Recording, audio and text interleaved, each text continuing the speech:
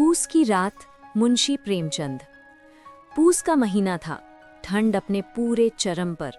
हवा ऐसी चल रही थी जैसे शरीर को चीरती हुई निकल जाए। खेतों पर पाला जम चुका था। पेड़ों की पत्तियां सिकुड़ गई थीं और गरीब आदमी के लिए ये मौसम किसी सजा से कम नहीं लगता था। गांव के एक कोने में हल्कू और उसकी पत्नी मुन्नी रहते थे। छोटी सी झोपड़ी, बड़ा सा संघर्ष। हल्कू दिन रात मेहनत करता, लेकिन जैसे गरीबी उसका पीछा ही नहीं छोड़ती थी। जितना कमाता उससे ज्यादा उधार सिर पर चढ़ा रहता। उस रात हल्कू घर के बाहर चुपचाप बैठा था, सिर झुका हुआ, जैसे कोई भारी बोझ दिल पर रख लिया हो। अंदर मुन्नी चूल्हे के पास बैठी थी, पर उसके चेहरे पर भी कोई सुकून नहीं था। दोनों के बीच खामोशी थी, लेकिन वो खामोशी बहुत कुछ कह रही थी। कुछ देर बाद मुन्नी ने चुप्पी तोड़ी। तो तुमने सोचा क्या है? साहूकार को पैसे दोगे या इस बार फसल बचाओगे? हल्कू ने धीरे से सिर उठाया, थकी हुई आवाज में बोला, अगर पैसे नहीं दिए तो वो चैन से जीने नहीं देगा, और अगर दे दिए तो इस ठंड में कैसे रहेंगे? मुन्नी की आंखों में गुस्सा भर आया। मतलब हर बार वही होगा, हम ठंड में ठिठुरते रहें और वो आराम से बैठें। हल्कू ने गहरी सांस ली। क्या करूं मुन्नी, मजबूरी है। पैसे नहीं दिए तो खेत भी हाथ से चला जाएगा। बहुत देर तक दोनों के बीच खींचातानी चलती रही। आखिर में हल्कू ने अपनी जेब से 3 रुपए निकाले। कुछ पल उन्हें देखा और बोला, दे आता हूँ, शायद यही ठीक है। मुन्नी ने कुछ नहीं कहा, बस मुंह फेर लिया। उसे पता था अब इस सर्दी में हल्कू के पास बचने के लिए कुछ नहीं रहेगा। ठंडी रात और खेत की रखवाली। रात और भी गहरी हो गई थी।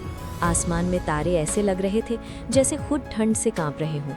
हल्कू अपने खेत की रखवाली के लिए निकल पड़ा, साथ में उसका वफादार कुत्ता झबरा। उसके पास बस एक पुरानी पतली चादर थी, जो ठंड से बचाने के बजाय और ज्यादा चुभ रही थी।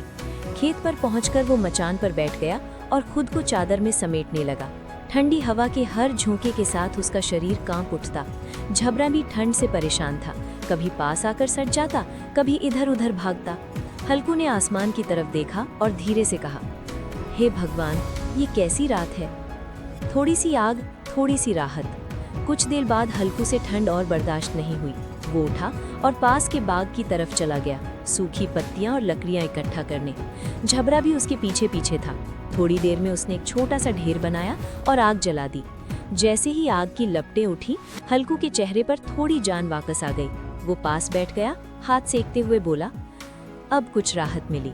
झबरा भी वहीं बैठ गया, चुपचाप, संतुष्ट। नींद और अनजाना नुकसान। आग की गर्मी ने हल्कू के शरीर को ढीला कर दिया। थकान, ठंड सब मिलकर उस पर हावी हो गई। उसकी आंखें धीरे धीरे बंद होने लगी। उसी वक्त खेत में नील गायों का झुंड घुस आया। वे आराम से फसल चरने लगी।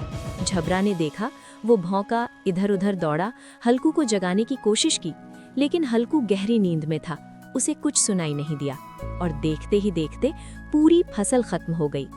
सुबह और कड़वा सच। सुबह जब हल्कू की आंख खुले सूरज निकल चुका था, वो उठकर इधर उधर देखने लगा और एकदम सन्न रह गया। पूरा खेत उजड़ चुका था। जहां फसल लहलहा रही थी, वहां अब सिर्फ खाली जमीन थी। कुछ पल के लिए वो चुप खड़ा रहा, फिर अचानक उसके चेहरे पर हल्की सी मुस्कान आ गई। उसने धीरे से कहा, चलो, अब इस ठंड में रात रात भर तो नहीं जागना पड़ेगा।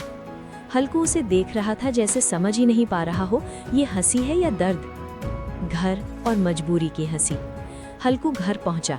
मुन्नी ने तुरंत पूछा, क्या हुआ, खेत ठीक है ना? हल्कू ने हल्की सी हंसी के साथ कहा, सब खत्म हो गया, अब कोई चिंता नहीं रही। मुन्नी पहले तो चौंकी, फिर उसके चेहरे को देखकर सब समझ गई। ये हंसी नहीं थी, ये टूटे हुए इंसान की मजबूरी थी। उसने धीरे से पूछा, अब क्या करेंगे? हल्कू ने आसमान की तरफ देखा, जो होगा देखा जाएगा।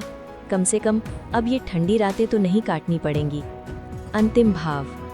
ये कहानी सिर्फ हल्कू की नहीं है, ये उस हर इंसान की कहानी है जो मेहनत तो करता है, लेकिन सुकून उसे कभी नहीं मिलता। कभी कभी इंसान इतना टूट जाता है कि नुकसान में भी उसे राहत दिखाई देने लगती है। और हल्कू की वो मुस्कान असल में एक सवाल है कि क्या गरीबी सच में इंसान से उसकी उम्मीद भी छीन लेती है?